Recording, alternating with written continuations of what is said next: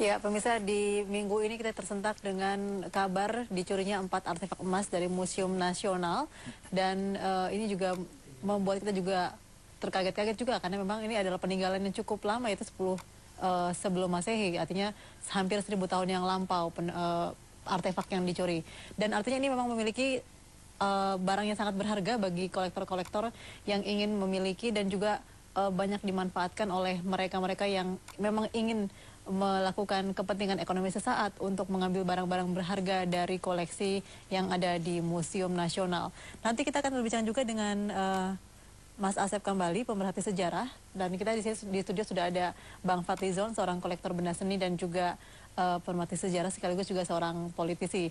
Ya, Bang Fadli, saya juga tentunya ingin tahu ya bagaimana sebetulnya Bang Fadli memperoleh koleksi-koleksi yang ada dimiliki sampai saat ini. Apakah memang melalui bala lelang, ataukah memang ada jalur-jalur tertentu sehingga bisa mendapatkan barang-barang berharga tersebut? Sebelum itu ya, saya ingin menanggapi dulu bagaimana hilangnya benda budaya yang ada di dalam museum ini adalah satu bencana budaya sebetulnya.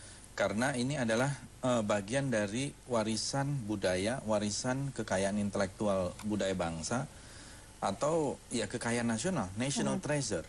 Ya, sebagai national treasure, inilah yang membentuk jati diri kita gitu loh. Dan ini bagian dari riwayat kita di masa lalu, dan juga ini yang membentuk sebetulnya karakter bangsa ke depan. Karena di dalam sejarah itu kan sebetulnya tidak ada keterputusan.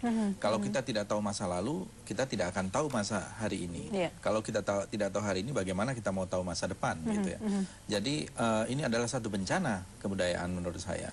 Dan dalam hal ini sangat disayangkan sekali bisa terjadi terhadap satu museum nasional yang merupakan landmark ya, yang museum terbaik terbesar di Indonesia, dengan hal-hal yang menurut saya sangat tragis gitu. Misalnya hal-hal teknis itu menyangkut CCTV yang kabarnya sudah berbulan-bulan bahkan 1 tahun tidak berfungsi. Ini kan masalah yang sangat elementer. Bagaimana juga penjagaan di sana dan sebagainya. Harusnya kita melihat museum ini adalah satu tempat di mana kita bisa melihat merepresentasikan kebudayaan bangsa itu selama ratusan bahkan ribuan tahun. Dan ini adalah benda-benda cagar budaya yang sangat penting. Ini yang pertama menurut saya perlu digarisbawahi.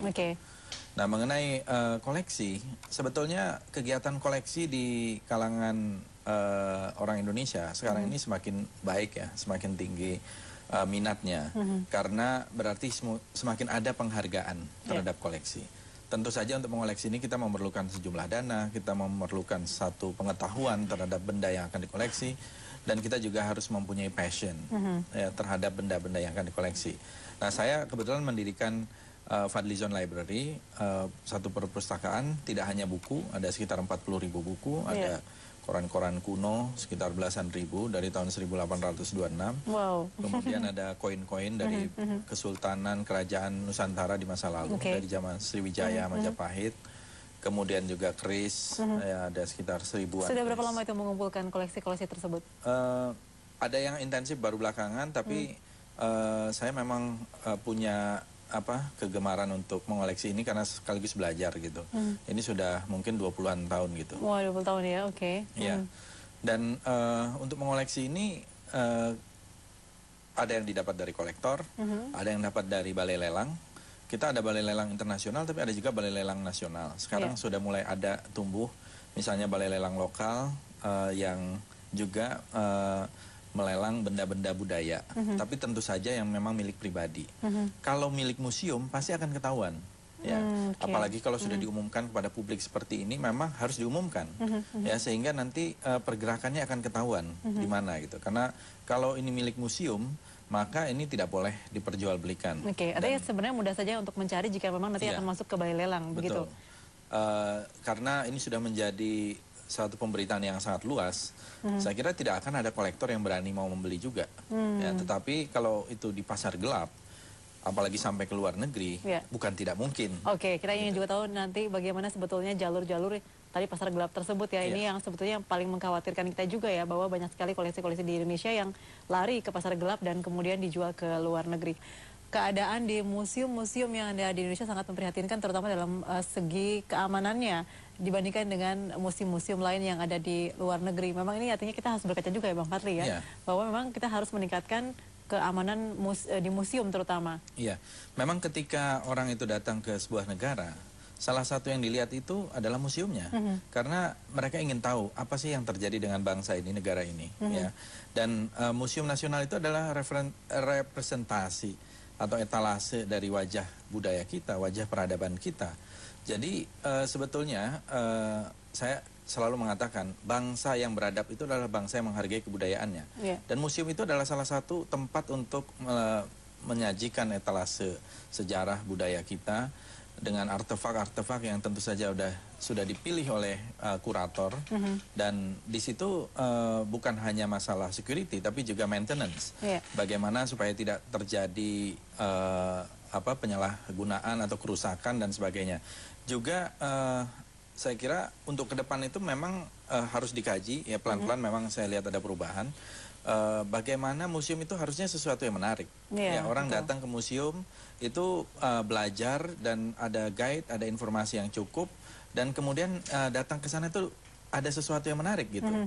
Bukan sebagai satu gudang penyimpanan. Betul, hanya melihat gitu ya. deretan benda-benda mati saja begitu Iya. ya. Tapi harus ada misalnya piranti teknologi di situ, harus ada semacam gimmick ya, semacam usaha untuk menarik perhatian terutama kalangan muda, generasi muda gitu.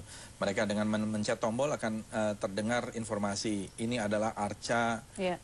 A, ini arca B dari tahun ke berapa dan seterusnya. Jadi ini seperti saya katakan tadi, ini adalah satu kekayaan budaya, kekayaan nasional kita.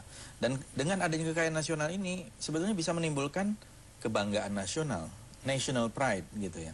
Dan kebanggaan nasional ini penting. Oke. Makanya banyak negara-negara yang beradab itu dilihat dari museumnya. Nah, di Paris misalnya ada Louvre ya. Iya. Itu orang bisa antri sampai 1-2 jam. Dan Mereka rela ya membayar. untuk masuk ke museum gitu ya. Membayar tiket dengan harga yang sangat mahal ya untuk masuk ke museum itu. Iya. Kita lihat juga di museum-museum baik museum seni maupun museum sejarah, museum prasejarah, museum yang kontemporer itu mereka antri dan mereka antusias untuk masuk museum karena bagi mereka ini juga sesuatu bagian dari bucket list gitu keinginan mereka, wah saya harus datang ke museum ini, ke museum itu. Oke, sekarang Bang Fadli juga tentunya memiliki koleksi-koleksi yang sangat berharga di tempat di Fadli Zone Library ya. Iya. Nah ini untuk menjaga keamanannya sendiri, apakah juga melibatkan cara-cara sekarang ini dengan teknologi informasi Iya. dan security yang cukup tinggi? Karena ini swasta ya dan pribadi, saya membuat Fadli Zone Library dan juga saya membuat ada rumah budaya di Sumatera Barat. Iya. Itu standar pengamanannya tentu saja fisik adalah security, kemudian CCTV, dan CCTV itu berfungsi. Bahkan saya bisa mengecek di mana saja security itu Langsung terhubung ya? terhubung melalui handphone saya, melalui itu dengan mudah untuk mengecek gitu ya. Dan itu bisa direkam selama 1 bulan, ya itu hal yang standar menurut saya. Dan itu penggunaan teknologi itu sangat penting. Memang kalau untuk kelas museum seperti Museum Nasional, saya pikir harus ada perangkat-perangkat standar. Kita tidak perlu mencari ya, kita tiru saja museum-museum yang ada di luar, di negara-negara tetangga terdekat kita atau dari yang sudah maju. Dan kita juga sebenarnya sudah mulai punya ahli-ahli museolog gitu ya, ahli-ahli museum yang mereka studi memang museum, bukan hanya bagaimana mendisplay dari artefak itu, tapi juga bagaimana artefak itu ditreat gitu ya, diperlakukan dan juga diamankan gitu.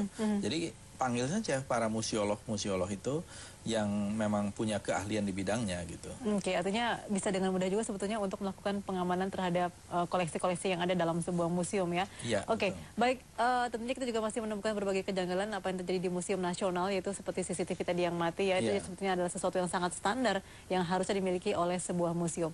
Baik, Bang Fadli, apakah juga pernah ditawari begitu ada barang artefak dari Indonesia kemudian ditawari oleh kolektor yang ada di luar negeri begitu? Sebetulnya kalau kita lihat ada beberapa item ya, kalau saya kan koleksinya terbatas ya. Misalnya seperti koin gitu, koin-koin emas dari zaman Samudra Pasai, Aceh dan sebagainya. itu banyak dikoleksi oleh para orang-orang di luar negeri. Oh, justru lalunya dari luar negeri ya? Dari Jerman, dari mana. Mereka juga ada yang banyak mengoleksi keris, banyak yang mengoleksi macam-macam. Dan itu juga ada yang diperdagangkan, ada yang memang berhenti menjadi koleksi. Sama halnya dengan wayang, dengan buku, dengan macam-macam gitu. Jadi banyak kan orang kegemaran untuk mengoleksi itu. Jadi ada, tapi dalam hal yang spesifik seperti ini, menurut saya siapapun akan takut dan khawatir untuk mengoleksi, sudah pasti. Jadi pemerintah mungkin ya sebaiknya segera untuk mengungkap saja ini secara serius siapa dengan informasi yang ada, jika diperlukan mungkin bagi yang mereka mengetahui dikasih reward gitu ya, dikasih penghargaan semacam itu. Karena ini menjadi satu presiden yang sangat buruk ya bisa terjadi, dan ini sebetulnya satu tamparan ya bagi museum nasional kita, karena bisa terjadi di museum dan kelihatannya tidak ada satu usaha yang begitu luar biasa dari orang yang mencurinya, dengan mudah kelihatannya gitu. Lain dengan kalau kita nonton di televisi seperti Thomas Crown Affairs dan sebagainya, itu wah ada memang satu rancangan yang dibuat sedemikian rupa untuk mengambilnya. Bahkan juga dengan berbagai pengamanan sangat ketat dan juga menggunakan teknologi yang sangat tinggi. Ya, seperti laser, mungkin alarm dan sebagainya gitu. Tapi kalau kita lihat yang terjadi ini kelihatannya sangat manual, sangat sederhana. Jadi sekali lagi kita bukan melihat satu nilai material dari koleksi ini, tetapi nilai historis dan nilai saya kira intangible. Ini adalah satu intangible heritage gitu, yang sulit digantikan karena emas pada waktu abad ke-10 ya, Mataram kuno. Ini bukan Mataram baru ya, tapi Mataram kuno. Berarti sudah ada satu peradaban yang cukup maju ketika itu. Gitu. Mungkin saya sedikit menambahkan saja, ini harus jadi satu momentum untuk melakukan satu evaluasi dan juga penghargaan masyarakat juga dalam hal ini saya kira terhadap museum. Sebagaimana yang tadi disampaikan, ini adalah warisan budaya yang luar biasa ya. Seperti itu ya, saya kira ini momentum untuk mengevaluasi tidak hanya di Museum Nasional, mungkin juga semua museum yang ada di provinsi di Indonesia. Gitu. Baik, kalau gitu terima kasih Mas Fadli dan juga Pak Kacung bersama kami. Sayang sekali waktu itu saya sangat sempit.